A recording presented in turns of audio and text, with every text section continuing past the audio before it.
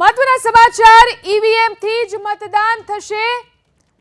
Supreme court દ્વારા કહેવામાં આવ્યું છે ઈવીએમ થી જ મતદાન થશે, તપાસનો તમામ ખર્ચ મતદાર ઉઠાવશે। ઈવીએમ થી જ મતદાન થશે, તપાસનો તમામ ખર્ચ મતદાર ઉઠાવશે। આ મહત્વના સમાચાર મળી રહ્યા છે। લોકસભા ચૂંટણીને લઈને ઈવીએમ થી જ मतदान थशे। सवाल खड़े करने लगेंगे तो उससे तो संदेह पैदा होते जाएंगे और ऐसा नहीं किया जा सकता।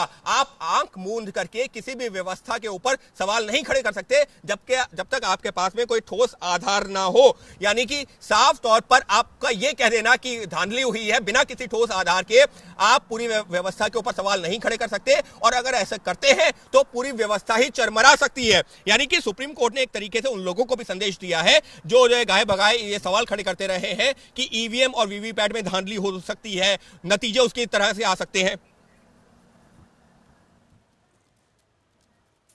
और जिस तरह का फैसला आया है किस तरीके से देखते हैं, क्या सुप्रीम कोर्ट को इस मामले में देखना चाहिए था कि जिस तरह की शिकायतें लगातार पहले चरण में मिली थी, दूसरे चरण में भी लगातार शिकायतें आ रही हैं, लेकिन सुप्रीम कोर्ट ने आदेशों में उन्हें नहीं दिया। देखिए, हम लोगों का ये कहना था कि हम लोगों का ये कहना था कि ये ईवीएम जो हैं इनमें एक प्रोग्रामेबल मेमोरी होती है क्योंकि सिंबल लोडिंग करी जाती है और इसलिए इनको मैनिपुलेट किया जा सकता है अगर आप कोई उसमें मैलिशियस प्रोग्राम डाल दें।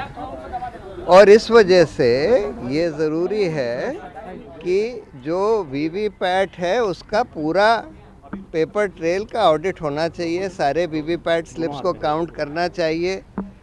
और क्योंकि वीवीपैट में भी काला शीशा लगा दिया गया था तो इस वजह से हम लोग ये कह रहे थे कि या तो उसका ट्रांसपेरेंट शीशा करिए और या नहीं तो उसको जो स्लिप जो प्रिंट होती है वोटर के हाथ में देकर और उसको उसमें बैलेट बॉक्स में डालकर और उसकी काउंटिंग कर लीजिए।